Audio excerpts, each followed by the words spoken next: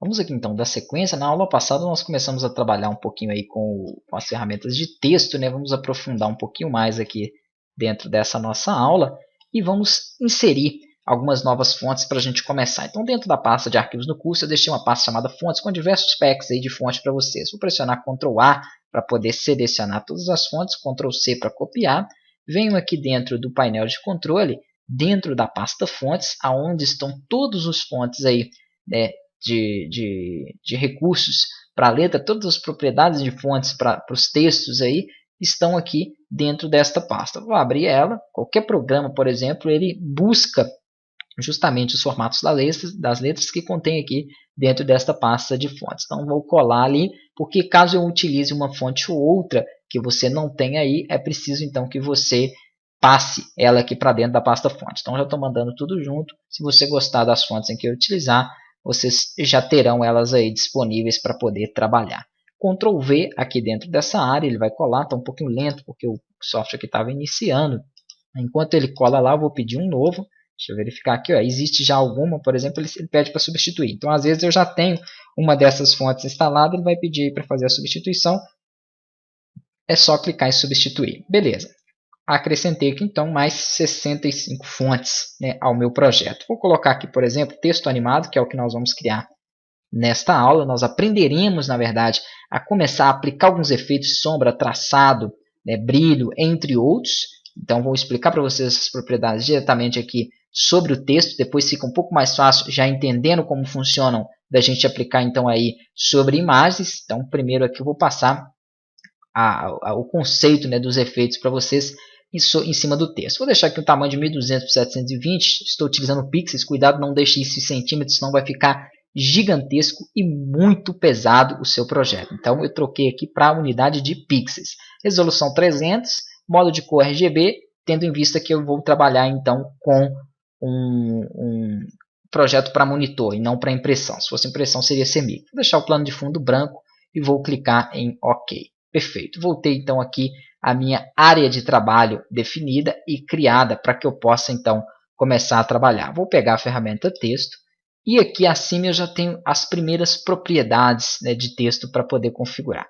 Eu vou deixar aqui está padrão, Arial Black, tamanho 24 mesmo. Vou dar um clique e vou digitar o meu nome aqui para que eu possa então começar a passar os efeitos para ele.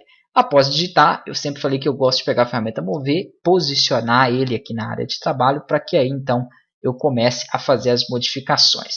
Volto a pegar a ferramenta texto, aqui eu vou selecionar um tipo de fonte que eu acho melhor. Você pode clicar sobre a fonte que já está ali, aí pressionando a seta, né, do teclado para baixo. Ele vai passar então diversos formatos aí de fonte interessantes para que você possa escolher. Selecionem aí qualquer uma, né, dessas fontes. Ó. Tem diversos e diversos formatos aí. Eu vou clicar aqui no controle de seleção e vou selecionar aqui, por exemplo, deixa eu ver uma bacana. Nós temos essa Snuff. Ela é interessante, ela tem um efeito aí bem bacana. Ficou muito grande, tá joia? Aqui então eu posso controlar, ó. Tamanho 14 no meu nome aqui ficou beleza. E é um efeito aí de texto desenhado. Ele é bem interessante. Vou deixar por enquanto este formato de fonte. Aqui nós temos algumas outras propriedades então que eu vou explicar referente à paleta de caracteres. Se eu clicar nessa paleta, ele abre uma janelinha aqui onde eu posso então trabalhar alguns recursos aqui de espaçamento do texto, enquanto está aqui em 14 pontos, que é o tamanho da fonte. Aqui, por exemplo, em automático, seria a distância de um texto da parte de cima para a parte de baixo. Teria que ter, então, entrelinhas. Como que eu vou trabalhar isso aí? Vou digitar aqui, por exemplo, né? só para que vocês possam ver. Mais de uma linha aqui abaixo. Ok, vou selecionar. Então, se eu coloco aqui um afastamento, ó, um valor maior, na verdade, ele vai deixando ela, percebam ali, ó, um pouco mais afastado. Então 30, se eu não me engano, o padrão aqui é mais ou menos, isso varia também de uma fonte para outra, 18, 24, não tenho certeza. Quanto mais aqui, né, mais afastado fica, quanto menor, mais próximo ficará ali o meu texto. Aqui eu tenho também, só que na horizontal, tá joia? Então nós temos aqui como definir esse valor. Como é um texto único, eu não tenho outro aqui ao lado, ele não vai deixar eu trabalhar essa propriedade. Aqui a distância de uma letra para outra também, posso diminuir ou aumentar. Só que aqui ele está dando um pouquinho a diferença. 100, vamos colocar um 200, por exemplo. eu poderia também digitar um valor aqui dentro, caso eu queira afastar um pouco mais. Aqui as mesmas opções, só que em porcentagem. Então poderia deixá-la as letras um pouco maiores aqui na altura, na largura também, vou colocar 200. Ó. Então ele vai aí aumentar o meu texto, né, na largura e altura. Aqui nós temos também opções, né, para me deslocar a linha da base, vamos colocar aqui mais ou menos 5, ele vai aproximar, subir um pouquinho ele, desce e assim por diante. Ele deslocou ela do início aqui, que é a base. Não gosto muito disso porque ele não deixa o texto aí centralizado.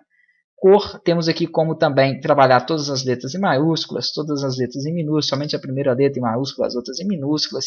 Subscrito, tá joia? Às vezes eu tenho aqui, por exemplo, ó, vamos selecionar essas duas aqui, ó, deixar ela subscrito acima ou abaixo de outras letras, sublinhada, assim por diante. Então nós temos algumas opções referentes aqui a caractere, né, e parágrafo dentro dessa propriedade. Não quero essa segunda camada que eu havia feito, posso vir com o botão direito e fazer a exclusão da minha camada. Na próxima aula nós daremos continuidade.